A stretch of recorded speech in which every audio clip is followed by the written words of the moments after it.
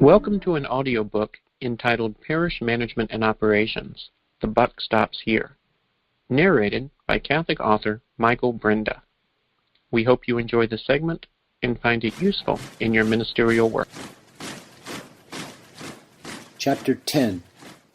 From the outset, you should be able to charitably explain to anyone who questions the veracity and/or wisdom of the application of business principles within a PMO setting that although we may apply some of the same core principles and techniques, we do so in the service of a distinctly different ends, as evidenced by comparing the mission statement of any business with the parish's mission statement. This distinction makes all the difference. Thus, it is acceptable to use time-tested and proven means, methods, and terminology shared by other disciplines, provided their application is also in accord and alignment with all Christian objectives, values, and virtues. We test this accord by crafting a parish mission statement that lends itself to addressing both the spiritual and temporal needs of those we serve, not one or the other. Serving both the spiritual and temporal needs of those we serve must be reflected in the fully inclusive parish mission statement language. Otherwise, the poor PMO administrator, who might be the pastor, has no solid foundation from which to manage and achieve superior PMO. Who thinks serving the temporal needs of parishioners through superior PMO is already included in the parish mission statement of their own parish? It is highly doubtful. And therein lays not only a major problem, but also an institutionalized problem within the church. Ignoring the temporal needs that are met through PMO services offered to parishioners and the community at large is made so much easier by a parish mission statement that omits any acknowledgement whatsoever, any comment, any testimony, any witness to serving parish or parishional temporal needs. But for the mission statement to ignore acknowledging the service of temporal needs through superior PMO is to ignore an integral need. This is not necessarily an equal need, but still an integral need of the parishioner that can add or detract from their spiritual development, and anything that detracts from spiritual development is by definition a bad thing. When we fail to acknowledge our total mission is defined by servicing the dual needs, both the spiritual and temporal composite needs of any person, when we unilaterally dismiss the temporal by omission, by ignoring acknowledging in the mission statement such needs exist and must be served by PMO, we are making it much easier for PMO to exist in mediocrity or worse. Why? Because we have not made any promise, any public commitment or profession to our parishioners or the community that we are also fully committed to serving their needs as a whole person, temporal and spiritual. By omitting necessary and critical language, we are, in fact, loudly declaring to our parishioners, "Oh my, yes, we are here to serve your spiritual needs.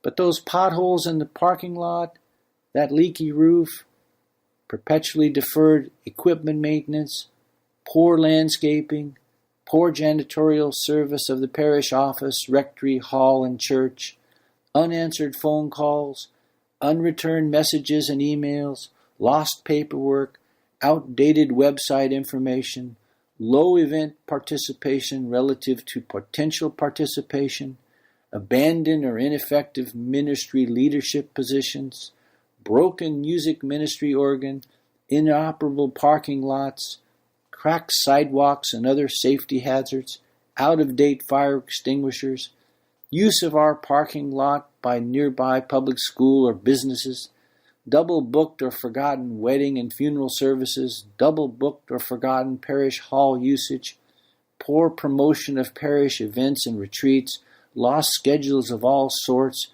dropped parish bulletin entries, missed bulletin submission deadlines, missed announcements, failure to order required ministry course materials, missed bank deposits, parish debt mismanagement, parish accounting statement errors, lack of accounting statements, or crowded shortage of whatever else it is, and we are not even addressing potential parish school issues, lack of outreach programs to lost and lapsed souls. Well, that's not addressed in our parish mission statement here because we don't think you really need any of that. Those things are just icing on your spiritual journey development cake. We know what needs you need. We know your needs better than you do. You see, at this parish, we demand you meet us where we are. We don't promise in any way to meet you where you are. So step up. Become a more mature Christian. None of these temporal things really matter. Be strong, my friends. Do you like the ring of the above? Did you like the message? Do you like the mental imagery? Think this is a valid message? Check your mission statement, because if your mission statement is one-sided, one-dimensional, and tone-deaf in regard to also serving human temporal needs, this is precisely the message you are sending, shouting really, to your parishioners by your silence. Ignoring making a public declaration to serve the temporal needs of a parishioner is as unwise as it is unnecessary, as the parishioner has a composite of needs, and all needs must be greatly met, not just spiritual needs, by the PMO administrator and his or her team of paid staff and volunteers. Thus, the parish mission statement with fidelity to the composite needs of parishioners must be crafted to meet both spiritual and temporal realities, so the PMO administrator, who may also be a priest and clearly serves the parish's sacramental life and spiritual needs, also has a foundation and best, closest friend in the parish mission statement from which they can legally, publicly, and or privately support their PMO actions and decisions. Such a well-crafted parish mission statement no longer constitutes Carroll's "any road will get you there" travel rubric. By no longer neglecting to address temporal needs in the parish mission statement, as if in some fog of denial such needs did not exist or need to be expressed, we lay down a specific starting point and road to follow from which we publicly acknowledge at a very core level the parish's commitment to serving the temporal needs of everyone we meet. However, upon further reflection, we can surely realize the mere existence of a parish mission statement does not necessarily mean we have exactly what we need within the mission statement text to properly support and teach the PMO mission within the parish or set the correct PMO internal culture. This brings us to the next observation by Peter Drucker. One of our most common mistakes is to make the mission statement into a kind of hero sandwich of good intentions. End quote. The parish mission statement need not, and likely will not, contain a balanced 50-50 word count with language equally split between serving the spiritual and temporal needs. Would you believe a mere well-crafted single sentence on serving the temporal needs of parishioners can suffice? Clearly, we are not looking for a hero sandwich, a kitchen sink of good intentions thrown into the parish mission statement. Drucker provides us with some excellent general guidance on the proper formation of the mission statement. Drucker's goal is to ensure that the mission statement, no matter what type of organization it is meant to serve, is actually crafted and achieves what it is meant to do. Fine. But what happens when the parish mission statement is poorly crafted? Oh, that's not a pretty picture. Drucker states, "For the ultimate test is not the beauty of the mission statement. The ultimate test is right action." End quote. That pesky notion of right action in PMO is clearly derived from somewhere, and now we know where. The parish mission statement should be the fountainhead, the foremost touchstone for developing right action in all PMO personnel. Fine, but what if it's not? What if the mission statement, usually through omission, is poorly crafted? Precisely this. What is the name of your parish? You know that. What is the city of your parish? You know that. What is the phone number of your parish? You know that. What is your parish's mission statement? I bet you can't recite that. Why is that? Why is it that you don't know something that is, in theory, so foundational and vital to PMO? How about because nobody cares? Why? Because since few understand the purpose and value of a properly crafted mission statement to PMO and temporal needs, the mission statement is ignored by everyone and used as a foundational tool at work by no one. Oh, that can't be good. A mission statement is neither a mission nor a statement when it is poorly crafted. What it is habitually and universally ignored.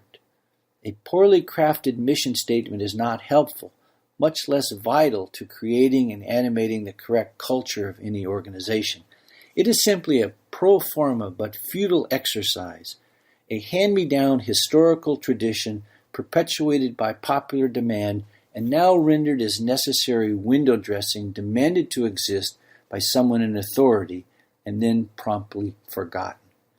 Equally, as Father Senior wisely notes, to neglect to adapt and update an existing mission statement to the changing circumstances of the world in which we live is also a serious error, as our PMO tools must adapt to the times. The parish mission statement is a tool, but when your parish mission statement language fits just as well as today as it would during the lifetime of St. Peter and St. Paul, as the famous saying goes, Houston, we have a problem. Why? Just look at the tools available to the enemy today.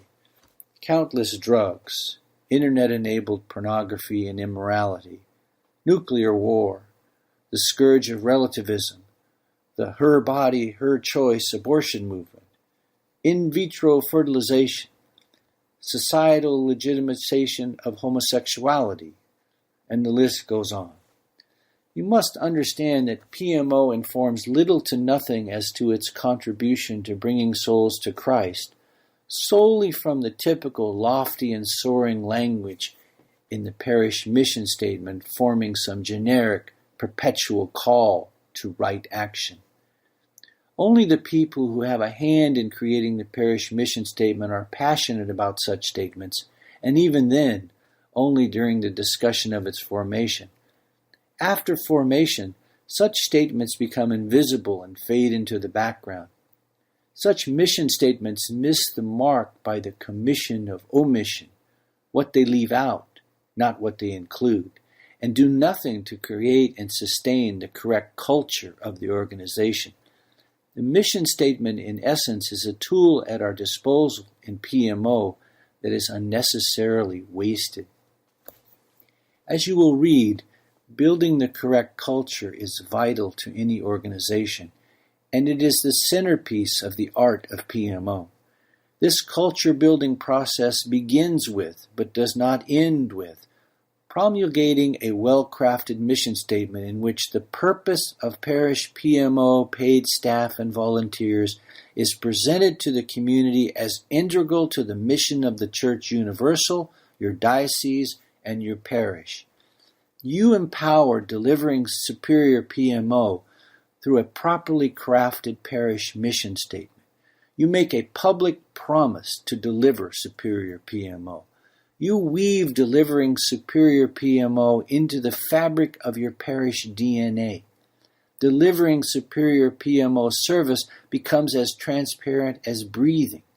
Most importantly, absent the monetary profit motivation, the PMO administrator now has a statement that contains your public pledge to provide superior PMO services to parishioners, and all PMO staff know this truth as a condition of their continuing employment. In the above comments, we have established in a general sense that for the parish mission statement to be used as an effective foundation for PMO, it must be crafted and presented from the outset in recognition of serving both the spiritual and temporal needs of every person. To promise to serve the spiritual needs through the mission statement while ignoring temporal needs would not be in the best interest of serving the parish as an entity, nor the person as a whole being. We are not here to minimize serving the spiritual needs of the parishioner, nor are we attempting to overemphasize the temporal needs of the parishioner. We are seeking a reasonable balance expressed in the parish mission statement that gives the proper recognition that is due both needs, so that a PMO culture of excellence can be created that will serve both the spiritual and temporal needs of the person. So long as the personnel who report to us know the above, we are doing our jobs in this regard. In light of the above, there is no need to dismantle your current mission statement. The question posed here is, what language should be added to enhance your existing parish mission statement, assuming there is one, in support of publicly promising the community you will serve their temporal needs as well as their spiritual needs? The first thing to note here is the avoidance of the word change in this process, as in, we need to change our mission statement. You are only proposing to add language to enhance the existing mission statement. None of the current mission statement language has to be changed. Indeed, there is no quicker, sure way to make this language enhancement task more difficult, if not impossible, than to propose to change the mission statement. Why? Because every stakeholder, real or imagined, that ever had anything to do with the creation of the current parish mission statement language will immediately go on high alert. Who dares to change our parish mission statement? Our parish mission statement has been around for years and it's just fine the way it is. There's nothing wrong with the statement we already have, etc., etc. This parochial, almost turf protection attitude is perfectly understandable given the fact that expressing support for serving the temporal needs of the community within the parish mission statement has historically been overlooked. Let us look at 3 examples before and after enhancement of the parish mission statements. Before enhancement, we, the members of, this is where you insert your parish name, we, the members of St. X parish, baptized into the body of Christ and filled with the Holy Spirit, are called to form ourselves in the gospel and the teachings of the Church, to celebrate the sacramental life, especially the Eucharist, until the Lord comes in glory. Fine. After enhancements, everything you just heard remains the same, but we add this enhanced language.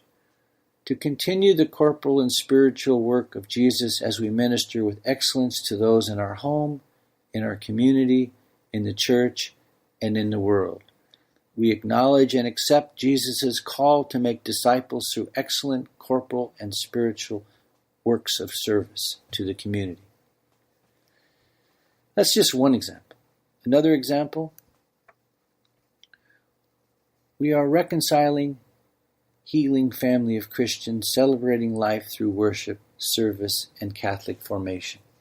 We are committed to creating an atmosphere within our parish family to come together in body and spirit as a living faith community to help each other become better servants, mature in faith formation, feed the spirituality and physically hungry, create a stronger faith formation, and bring people to the light of God.